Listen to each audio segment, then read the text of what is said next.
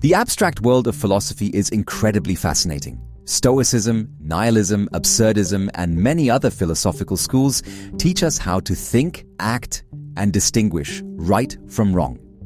But then you pick up Nietzsche's Thus Spoke Zarathustra and realize, maybe philosophy isn't for you.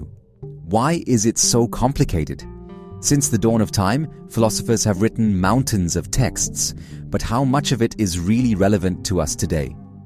Take Descartes' idea, for instance, I think, therefore I am. It's one of the most elegant and straightforward conclusions. It's so concise yet so beautiful and self-evident. How many of us, like Plato, spend our days contemplating the nature of objects, or apply Parmenides' argument against motion in daily life? While his argument might seem logical at first, it quickly falls apart since motion clearly exists, making it interesting philosophically but useless in practice. One person who disagreed with all this, even in Parmenides' time, was Diogenes, the most outrageous philosopher of all time. Unlike the majority of philosophers back then, who were revered and adhered to high standards of behavior, Diogenes was at least impolite and often outright offensive. You've probably heard about how he spent his days living in a wine barrel and begging for food from strangers. He urinated and defecated in public, spat wherever he wanted, sometimes even on people. Once, a man insulted him by calling him a dog and threw him a bone. Diogenes, never feeling insulted, simply walked over to the bone and urinated on it. In essence, Diogenes believed that if something isn't shameful in private, it shouldn't be shameful in public either. If you've heard anything about Diogenes, it's likely these quirky anecdotes. And if you haven't, you're probably wondering right now, why are we still talking about this piece of shit? Why do we still remember him? After all, if you go outside today, you might come across plenty of modern-day Diogeneses. For a bottle of vodka, they'll spout philosophical musings you never even dreamed of. So, let's take a moment to recall what Diogenes actually said, why he's still remembered, and whether we should even bother listening to a guy who, a couple thousand years ago, stood in an ancient Greek marketplace beating his philosophical meat in plain sight.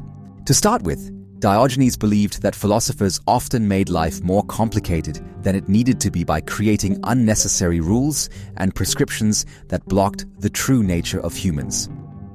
People who blindly followed these rules, he argued, only made their lives worse. He thought they lacked self-control and would do whatever they were told, no matter how meaningless the task. Once, when he noticed no one paying attention to him while he spoke, he started making bizarre noises, which immediately caught people's attention. Diogenes complained that nonsense attracts attention far more quickly than wisdom.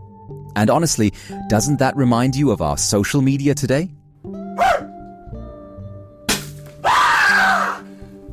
That said, Diogenes definitely pushed the limits with some of his ideas. I'm not exactly on board with his thoughts on sexual promiscuity or cannibalism, for example. But it's hard to hold him accountable for such ideas. Because, well, first of all, he's dead. And second, it's unlikely that a guy who lived in a barrel between bouts of begging and public nudity was meticulously documenting all his brilliant, nonconformist thoughts. So it's possible that much of what we know about him is exaggerated or simply fan fiction, written by some of his ancient Greek admirers. But still, we have what we have, so let's work with it. What we do know for sure is that his lifestyle was one of a kind. So, what drove him to such a cynical view of life? Why was he called Diogenes, the cynic? He understood that people didn't need much to be happy, and noticed that most were caught up in an endless pursuit of wealth, which ultimately didn't lead to happiness. Diogenes set out on a mission to mock this rat race people voluntarily engaged in, and to show them how disconnected from reality their lives were. Even philosophers who were considered the wisest had become attached to their reputation and material possessions.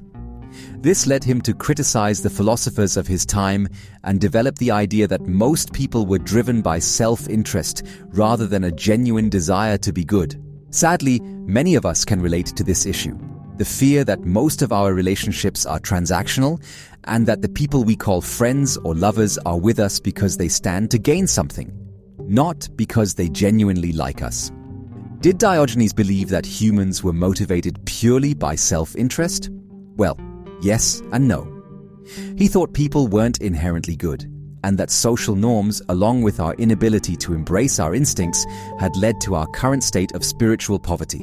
But while he ridiculed societal norms, he wasn't advocating for chaos or disorder.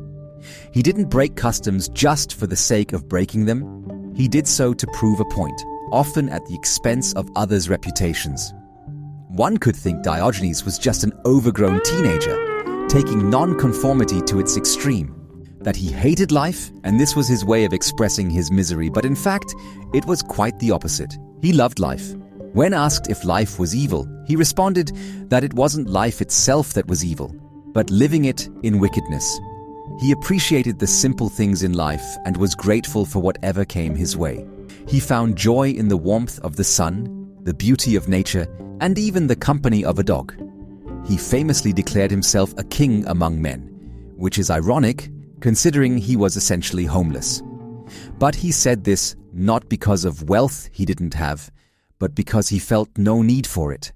He also mocked the shocking lack of humanity he encountered in Athens.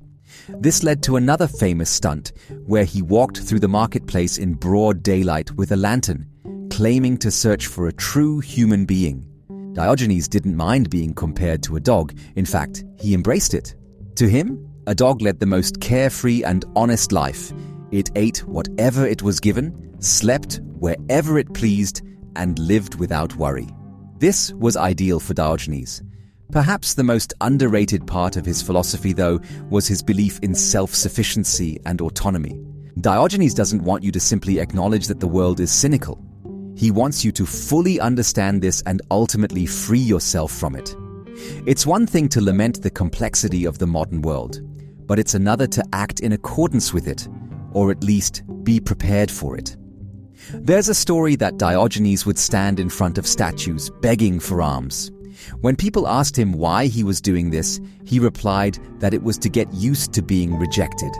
And maybe there's a lesson in that we can apply to ourselves even centuries later. Whether it's a job we didn't get, a failed interview, a university we weren't accepted into, or a relationship that didn't work out, Diogenes didn't want us to shy away from the unpleasant feeling of rejection. Instead, he urged us to accept it as a part of life. This actually aligns with something many of us believe today, that a person's happiness is entirely their own responsibility. Relying on someone or something else for your happiness is a big mistake. Diogenes went out of his way to create discomfort for himself.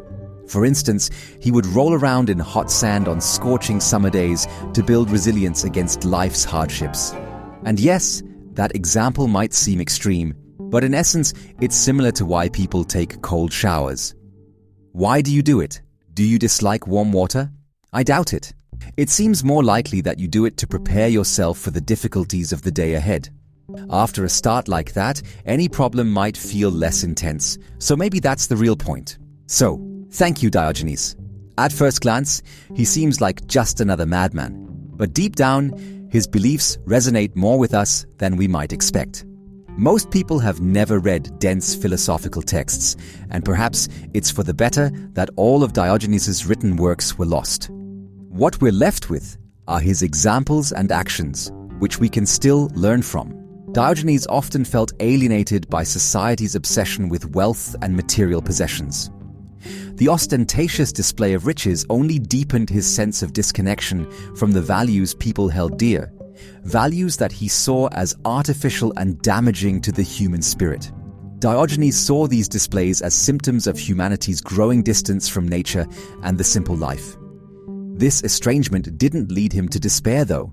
It fueled his sharp criticism of societal norms and made him even more determined to expose the absurdity of conventional values.